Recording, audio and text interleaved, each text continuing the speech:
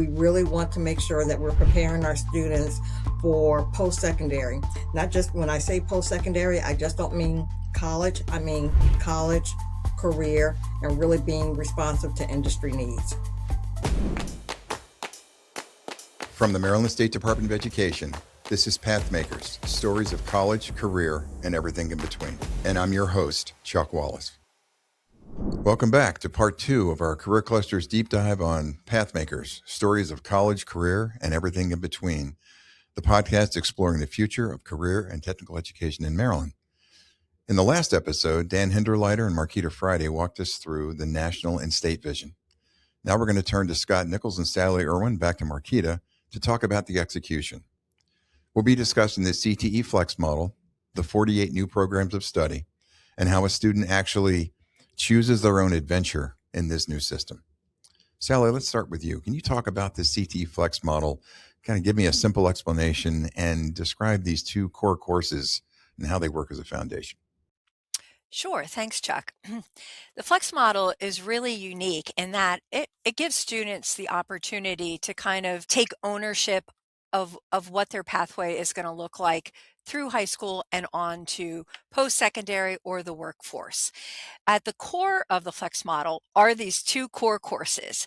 And our 2 core courses, whatever the pathway is, it's going to be course 1 and course 2. Engineering 1, engineering 2, agriculture 1, agriculture 2.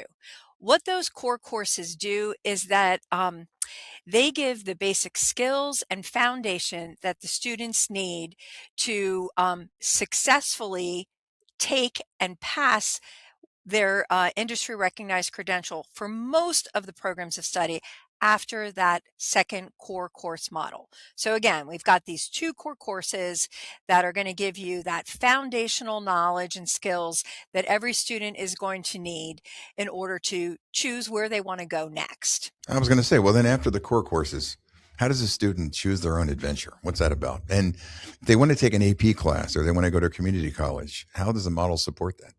Okay. And this is what is so nice about this, because it really gives the students agency and not just saying, in the old model, you're just going to have to take 4 courses and you graduate. This way, a student can, in course 3, they could take another CTE course in that particular program of study. So they could take engineering 3. Or they may want to take a dual enrollment course that is offered at their local community college or 4-year school that is nearby, and they can dual enroll in an engineering course. Or they can take an advanced placement course that aligns to what the first 2 core courses were all about. And, for engineering, that could actually be any one of the advanced placement calculus courses, or, actually going on to a community college and taking some of their engineering courses, if that's the pathway they choose. But say I'm a different student, and after my first 2 core courses, I really want to get some work experience. So we have this thing which is really unique, and it's called career connected learning.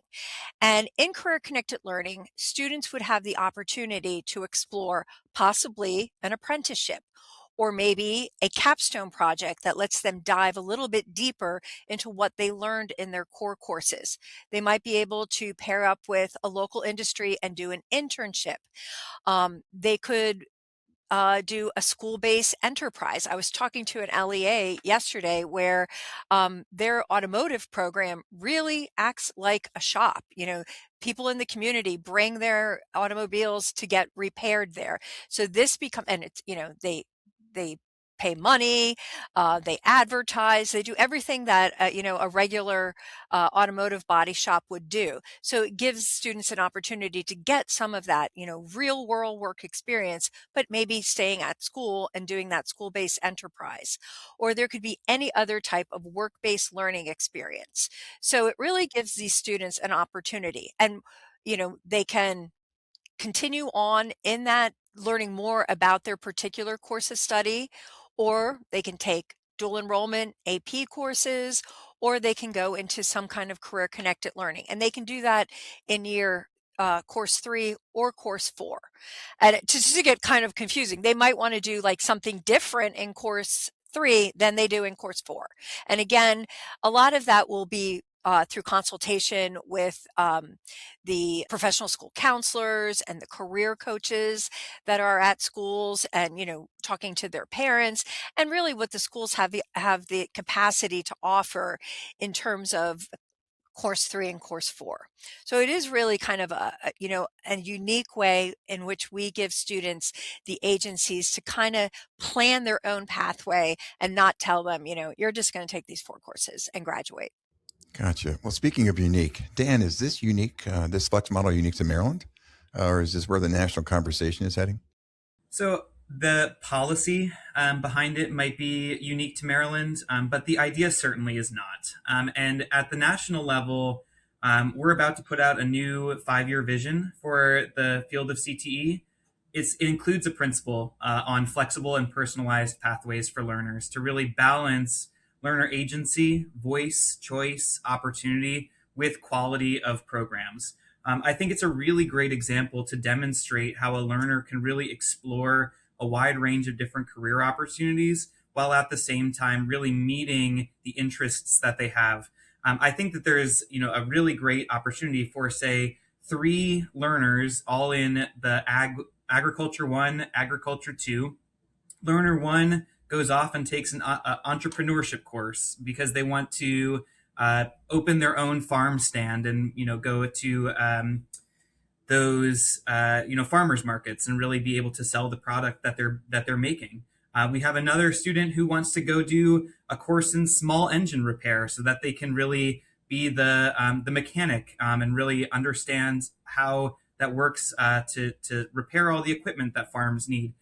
We have another learner who maybe goes off and takes a course in drone technology because they want to learn modern applications of how to do surveying for an agriculture business. And then maybe for their 4th course, they all come back together working for an internship for the same agriculture company, all in different kind of component parts of that company.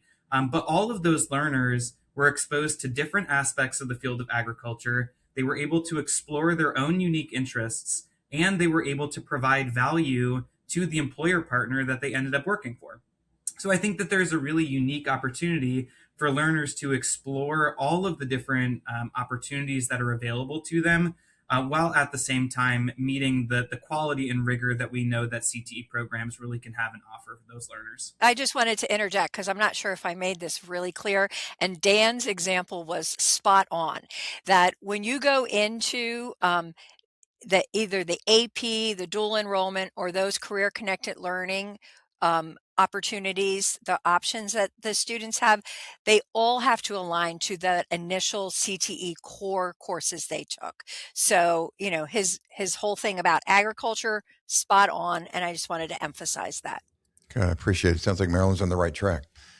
This next one's for Sally and Scott. How does this model ensure equity in Maryland? How does it help our students who maybe couldn't access these programs before? First, one of the benefits of reducing from over 80 to 48 programs was to have consistency. Across the state, we had prior to this, we had many programs that were local programs. So just like Dan said, like marine technology in Maryland's great, but it might not be good in Iowa or Indiana. Same idea. There were different programs that were great in different regions of Maryland, but maybe wouldn't have any benefit or job market in other regions of Maryland. So there was a disconnect there, right? There wasn't a consistency in the programs. With this model, we have consistency. So, right, an engineering program is going to use the same standards no matter where it's located within the state.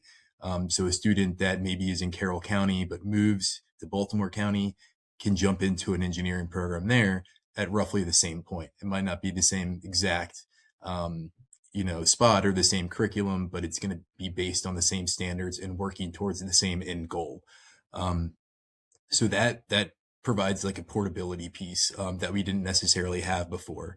And then another piece is just the fact that it's heavily obviously rooted in the Perkins Law, which discusses, has a focus on special populations, which can include, students with disabilities or from economically disadvantaged families, to homeless individuals, military families, English language learners, single parents. It really, the array of populations that these programs cater to is really expansive. And that's something that we take pride in Maryland, that we do offer this to all students, and all students can jump into these programs at a different entry point if necessary, and get the skills necessary to thrive. I want to say one thing is because of the core flex model and because we will have students who at that third course, we have some that may be doing dual enrollment or taking a different AP course.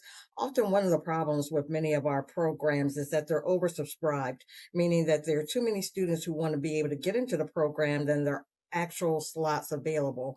By offering this two-course flex model, we're freeing up slots that will make more students able to actually access the programs than we had before because they are not locked into the specific third course of a program. So now we're creating more slots or more opportunities for students to be able to participate in CTE. Great, great. Marquita, let's shift the conversation to Maryland's 48 programs. How have we streamlined the process so it's actually easy for our local school systems to pick these up? Well, one of the things that we're doing, and I think our local education agencies or local school systems are appreciative of this, is that in the past, for every program that a school system wanted to do, they had to submit an individual program of study.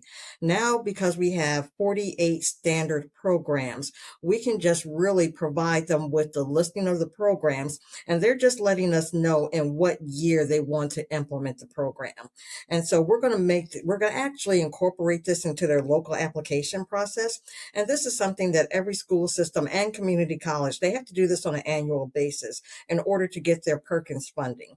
And so when they do it this year, starting in this, for the 26-27 school year, we are going to put this into their local application where we have all the programs listed. And then they can just let us know which programs they're going to start in the 26-27 school year, and then those that are going to be starting in the 27-28 school year. And then we can just make this a regular process of their local application. And so they no longer have to, submit these very detailed programs of study. But what it will require, though, is that they still work with their local advisory councils, their program advisory committees in terms of identifying the programs and making sure that they are getting the industry input that they need before implementation to identify that they are looking at the right programs for their school system and for their students. Great. Hey, Scott, for students that want to go on to college, I know we have something called a crosswalk. Do our programs help prepare these students for college and other post-secondary opportunities? And maybe take us through an example of a potential path. Sure. So like you said, we did develop a crosswalk. And really the only reason that we can make an effective crosswalk, or develop an effective crosswalk is because of the consistency that I mentioned earlier, with the programs being, set or rooted in the same standards across the state. So what the crosswalk does is it shows what each program can lead to, in terms of either a lower division certificate from a community college, associate's degree, and even into 4-year public and private universities in Maryland. So for instance, we'll do, let's go with nursing. So say you're in a nursing program and, at some high school in Anne Arundel County, right? And you go through and you finish and you get your CNA. You could go to the crosswalk will show which community colleges offer programs in nursing. So maybe you want to choose like CCBC and get an associate's in nursing. Also show what 4-year options are available. So maybe University of Maryland or UMBC or any of the public or private institutions in Maryland. So we've mapped each program to all of the possible opportunities in Maryland. And the idea, hopefully, is that we can get some statewide transcript or articulation agreements. So a student right now, in most cases, a student would need to stay with their local community college to get that those credits. So the idea would be that maybe a student in Washington County could go to CCBC and get the same kind of credit or the same kind of status that they would get at, Washington Community College. or Hagerstown Community College. I'm sorry. So that's the idea behind the crosswalk. Thanks. No, I appreciate it. So, Marquita, we've heard a lot of really good things today, and I know there's a lot more that there is to cover. Could you take a few minutes just to kind of give us a recap? Yes, I would love to give a recap of everything that we talked about today, or at least most of the things that we talked about today. And so, as you can see from this redesign process, it was a very thoughtful process in terms of not only making sure that we were being responsive to legislation either at the state and or federal level, but we also want to be responsive to educators as well as to students.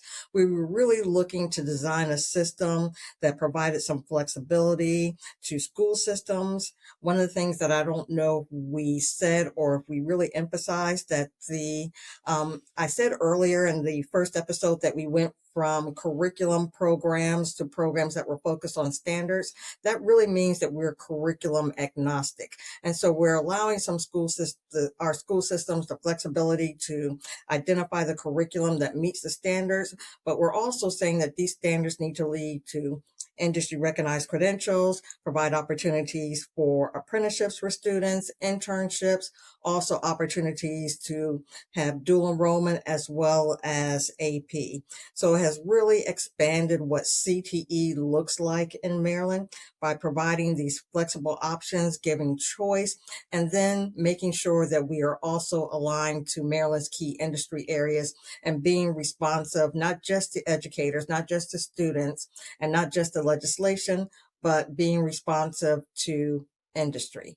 Because in the end, we really want to make sure that we're preparing our students for post-secondary. Not just when I say post-secondary, I just don't mean college. I mean college, career, and really being responsive to industry needs. So there you have it, a modernized national framework, a state strategy aligned to key industries, and a flex model that finally lets students design a career that fits them. Thank you to Dan, Marquita, Scott, and Sally for breaking this down. Thank you, everyone, for watching this episode of Pathmakers. And don't forget to like, comment, and subscribe to get more Pathmakers content. Guest views on Pathmakers are their own and do not necessarily reflect the official position of the Maryland State Department of Education.